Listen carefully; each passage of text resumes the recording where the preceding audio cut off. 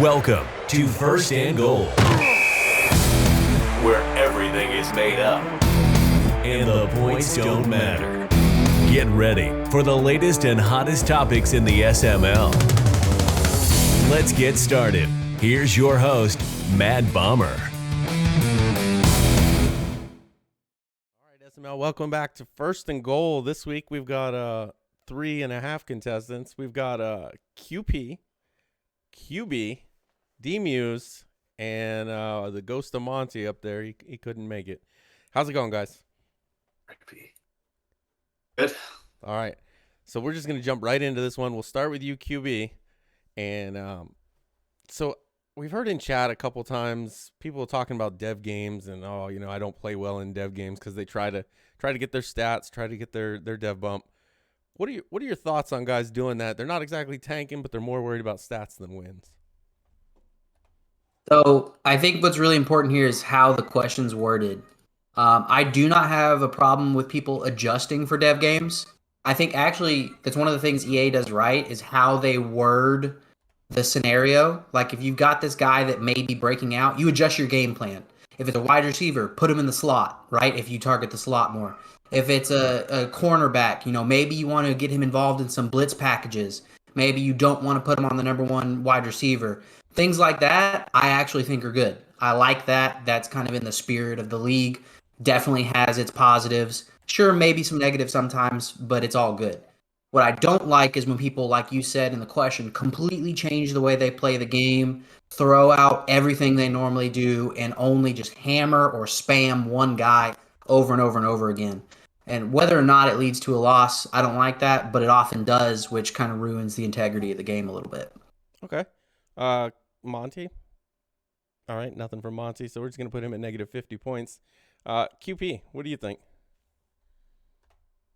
Yeah, I'm with QB. I think that if you change your play style just so you can try to develop one of these new, gadgets that you have, this 97 speed receiver, and it starts making you throw more interceptions or it starts making you play, in a negative manner, then I don't think that it's worth it. I'm always of the belief that it should just come natural. I know that it kind of sounds stupid because people see Rondale Moore's stats, but if you look, DeAndre Hopkins almost has 1,000 yards as well, and he's top 3 in touchdowns. So you have to make it come natural. It's not about forcing streaks only. A lot of people think once you get a 97 speed guy, you just start throwing bombs, and it doesn't always have to be like that. Work under the middle and incorporate other guys. Not to mention, an NFC user, but he usually has a receiver where he'll have 80 receptions and the next guy, it might be his running back, has 32 catches on the season. And I think that's just that's the telltale sign that you're probably spamming or overusing one guy just so you can try to get a dev point. And then nothing's better than him not getting that dev bump after that spam. But yeah, it is. That's for different day, different. D-Muse, what do you think? I don't know if you were the NFC user he was talking about, but what are your thoughts? I don't think so. I don't think I've ever had anyone have 80 catches, so not me. But not a receiver. Yeah, anyway. I don't know. I don't understand it. You play to win the game, right? I think it's Herm Edwards. Play to win the game. So if it's doing something to impact your ability to win a football game in the SML, I don't think it's worth it. I don't understand people. That's why I always had a problem with Matt's thing before he won the Simbardi about I'm not good enough, I'm going to lose. Like, you should be going into every game with your goal to win. You shouldn't see anything. Unfortunately, with the way Madden is set up, it's a great game that we all choose to play for whatever reason. A lot of it focuses on one game. To dev a guy, like, you can have one chance to get him up, and I don't blame anyone for doing that in the long term. I just value the win more. I think you should always be playing to win, including for the season. We've seen it multiple times. You're spamming a guy, you're just going to throw interceptions after interceptions. The good players will adjust if they notice a pattern and who you're targeting. So I don't know. You play to win the game. I get why people do it, but I don't know. I'm not a fan. All right. QP, we'll start with you for topic 2. How long do you think people can use this whole I have a bad team excuse, especially after seeing Paulie take a top 5 pick Lions team, which he was totally trying to win the whole time, and he ends up he's almost the 1 seed in the NFC. Yeah, so I hate the excuse of a bad team. I really do. I would actually really enjoy, I don't enjoy, but I would much rather take like a bad cap space as your excuse, because that's much harder to go along in a cycle with is if you have bad cap space, you can't really do much. But a bad team, I really hate that excuse. A lot of guys that are really good, obviously, we talk about prime.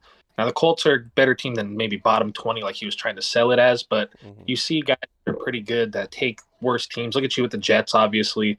A lot of guys with worser teams that take them and do a lot more with them because it's not always about overalls. It's about how you execute. Some guys just, if you go into the mindset in the game that you have a bad team and you're going to suck for the first 4 years, then most likely you are because it's your mindset. But I would much rather take the excuse, have a bad cap space and it's hard to work with, I can't dump this or I can't get rid of this guy over, the team excuse. We've seen plenty of teams, plenty of Super Simbardis, Dan, myself, Paulie now takes his, 3-win team to probably a 13-win team this year. So, Yep. All right, Demius, what do you think? Yeah, I have a bad team. I'm also not a fan of blaming the team. Overalls don't matter a lot of the time. What I do like to give people, especially at the start of the cycle, and I think this could go on for a couple seasons, is a team might not match your identity. So like the way you want to play or what your strengths are, you might not have the personnel to execute that. So saying like this team doesn't fit me or I don't have the right pieces at the right spots yet, I could see that. But blaming the team is just poor. I mean, overalls don't always matter. You see speed receivers that are like 70 overall get traded for first round picks all the time. You see 60 overall linebackers become super valuable just because of their change of direction. You can find guys, and I don't know. You know what you're signing up for the cycle. Q mentioned the cap space. Like I had to dump a lot of veterans this offseason because my cap space sucks. So I kind of knew what I was signing up for, and you just got to do what you got to do. You know what you're signing up for. But I would take the excuse of this team doesn't necessarily fit my strengths or my style at the start of the cycle, but probably a 2-year cutoff on that. You should have some things in place after the second off season. Okay. QB, what do you think? Unfortunately, 1000% agree with Dom there. You get a year or two, but it has nothing to do with overalls. It has everything to do with not is it a good team, is it a good fit, and that's for the user. You've got plenty of guys that can do a lot with a little if you just look at the overalls because they don't ultimately matter. It's about what pieces do you have, what strengths do the guys on your team have, and can you utilize those strengths? I think the problem is so many guys in this league, even though everyone in this league honestly is well above average, even the bottom tier users, if you will, they get kind of sucked into the, oh, my team is bad. And then so all they try to do is throw high overalls wherever they can to try to like patch up these holes. The problem is they throw in guys that are also not fits. And then you get kind of put into this downward spiral where you're actually getting further away from the teaming that you need instead of closer to what you need. Good team builders such as Bomber, even whether or not they have a bad team, they're like, I know what I want. I know what my identity is. I'm going to take steps every single move that I can make, which we have 3 to 5, a season based off trades and free agency pickups. And so you can in no time turn that thing around, ignore overalls, look at the strengths that you need on your team, and then work around that. Yeah, I agree. I think that's the biggest thing is having a plan. So we'll start with you, Demius, on this one. The narrative around Meats has always kind of been that he needed a running quarterback, and then he claims he proved that wrong with the last cycle and season 1 this year. But his quarterbacks last cycle, he had Justin Herbert, and this year he had Aaron Rodgers. Do you think maybe it's not so much he needs a running quarterback as he just needs a top-end quarterback? Because right now with not Jordan Love, but Jalen Hurts, he's just absolute train wreck. Yeah, I think there is truth to that. Look back, like you said, he had Herbert and Aaron Rodgers, so they couldn't run, but they're better than 98% of quarterbacks in the SML. So I don't know how that's a great counter argument. I would argue a lot of the league right now is having issues with mediocre quarterback play. You saw it with Rodgers. I saw it firsthand in the playoffs last season. I mean, he can just complete things that other guys couldn't complete. The quick release, little quick passes, and they get there on a dime. I think quarterback play matters a lot more this Madden, so unfortunately for me, the narrative is going to continue to follow him, but he's definitely doing nothing to help himself prove it wrong. He's really struggling this year with Jalen Hurts, so I'm not sure. There's maybe 5 guys in the league that could probably get a really good season from Jalen Hurts, so it's not necessarily a dig on Meats, but given his reputation and how he's tried to fight this narrative, it's not a great look. I think he's going to continue to struggle until he gets an improvement at quarterback, and I don't think it's going to be developing Jalen Hurts. I don't think that's the answer. All right. QB, you've been around the league, or at least you were around a while ago when he had Lamar Jackson and then he had Kyler Murray. What do you think about it? So I think the reason why people assume he needs a running quarterback is because what Meats actually needs is a warhammer. And what I mean when I say that is he needs something that he can just brute force, bluntly smash into people repeatedly that works. Now, historically in Madden, a scrambling quarterback has been perfect for that. There's no contain that works. It doesn't matter if you turn on contain. It doesn't matter if you spy with certain guys. You're still, when you need to, in crunch time, going to be able to get away with the scrambling quarterback. He has figured that out, finessed it really well, and so he used that very well. Was good at it. This cycle, that no longer works. If your opponent knows you're going to scramble, they can actually shut it down. Even if you have somebody like Lamar Jackson, who's a freak, they can shut it down. Well, he did really well with Rodgers because that's another thing he can just brute force. That throw power, the abilities. He was making throws that not only you can't make with Jalen Hurts, I can make with Russell Wilson. You can't make it with most quarterbacks in the league. It's just the guys with elite throw power and the abilities. They have to have both. So guys like Herbert, who he had last cycle, if he doesn't have that warhammer that he can just force onto people against their will, he starts to struggle because he's a guy that has enough football savvy to him, but also understands game mechanics, like when he had joystick. Freddie Golden, back in the day when he was on the Ravens, was a menace because he utilized joystick extremely well. He would do it way better than I ever could. Again, good player, but he needs that warhammer to just beat you in the face with until you're bloodied and dead left on the side of the road. All right. QP, you played you were in that division with him. No, wait, maybe you weren't in the division with him. I can't even remember now. No, you haven't been in the division with him. But you played Meats a decent amount. What do you think about him? Kind of what they said, but I think what Meats is doing is he's not changing his play style at all. Probably what QB was alluding to. With Aaron Rodgers, he was throwing seams right behind the defender's helmet because the guy's passing was able to do that. And when he tries it with Jalen Hurts, obviously you're not getting the same, success, or you wouldn't get that with hardly anybody. I wouldn't get that with Kyler Murray most. But he's not willing to change his style. So he's going out there, he's doing the same thing over and over. I would take away what QB was saying about great player and he knows the mechanic. I would say that it's more when he knows his team and he knows what scheme works, that's when he executes great. I don't consider Meats a great player because Meats is not an adapter. Meats does not adapt to adversity. When adversity hits him, he kind of just throws in the towel. He says, this is not my year. I'll probably look for a different QB next year.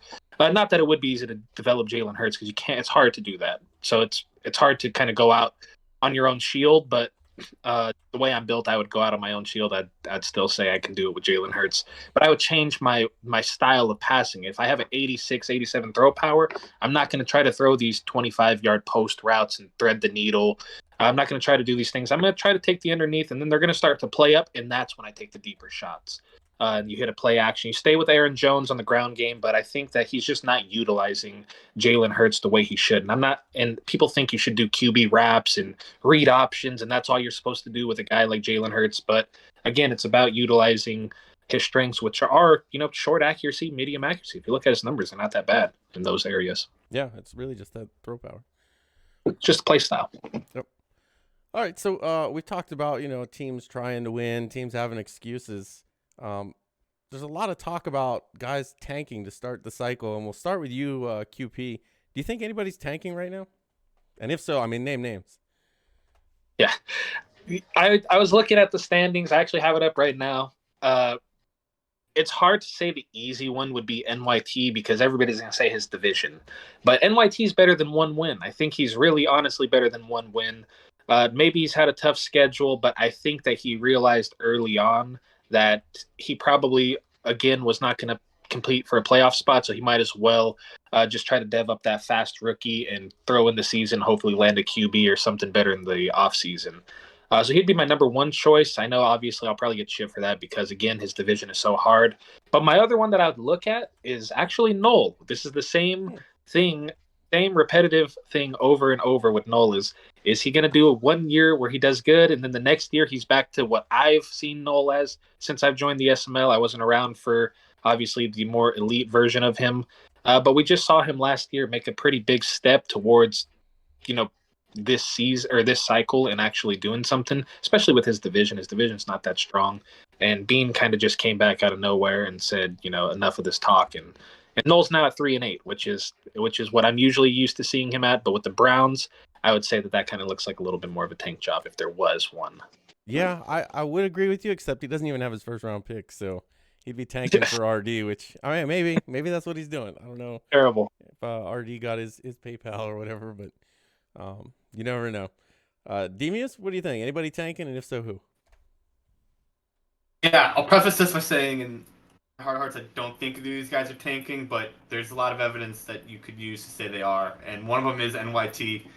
I've never seen NYT struggle like this. He was a perennial playoff team last cycle, given it was a much weaker division. He's in the hardest division probably right now. So I give him that. But you look at quarterback, right? He needs a quarterback, and that's a lot. That's usually the common denominator for these tanking teams because you have to figure that position out. And right now he's rolling with Marcus Mariota. So you could point at hard division. He's starting Marcus Mariota. But yet he had Malik Willis last year, and I watched Malik Willis play. Marcus Mariota is not worse than him. So I'm not going to say he got worse at the quarterback position this year.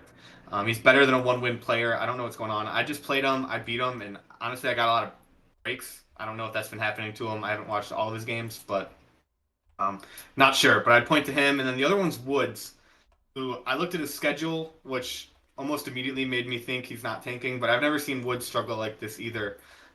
He's usually right around the wild card in that realm. He has a really good team in the Eagles, a really good roster. He's brought in Tom Brady, but again, no long-term quarterback on the roster. You look at that, it kind of gets your thoughts going, maybe thinking. But just looking at his schedule alone, he doesn't really have a bad loss, especially not recently. He started off well and he struggled as of late. So I don't know. NYT and Woods would be, but neither of them are Pauly from last year. Yeah, and Woods actually just like Noel does not have his first round pick. So you guys so far 2 for 2 on getting guys that don't have their first round pick. But NYT, the common denominator. Higher second. Higher second. It could be a higher second. That's right. That Browns team doesn't need a lot of help. Just a high second will work. I don't even know if he has that pick. QB, anybody that doesn't have a first round pick you want to tell us is tanking? All right.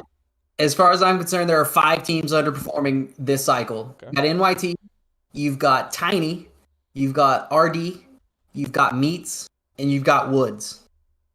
Woods doesn't have his first round pick. I don't think there's even a shot. RD, if you watch his streams, he's emotionally invested in these games. I promise you he's not throwing them. He gets very frustrated for good reason a lot of the time. He's in it. His heart's in it. He's not, I promise you. Plus, that Texans roster isn't the worst thing ever, but it's definitely not helping him.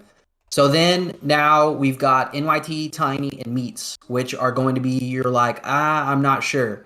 Tiny is in every game, so he's definitely trying, but then he loses them. So you say, all right, well, Pauly did the same thing, right? He was in most games, and then he would just throw a bunch of interceptions until he wasn't. Now, Tiny's mistakes are very Tiny-like, though. He's been the guy that can play with anyone, but then just Tiny's all over the place, which is what's been happening. To me, that's consistent. That's not tanking. So then we're down to Meats and NYT. So I think what's happening here is everyone nowadays is talking about like you're soft quitting, right? You're just kind of coasting. You're not really worried about it. You're still showing up every day. You're doing the bare minimum. And I think that's what these two are doing, 2 completely different ways. I think NYT, once he sold Malik, said, all right, the future of my team is not on this roster right now. I'm going to play every game. I'm not going to just throw it away, but I'm not going to be as invested. I'm going to sit there and just kind of play my game. If I start to get frustrated, whatever. It happens. And I think that's what he's doing game by game. With Meats, I think it's a schematic thing. Kind of like what QP said.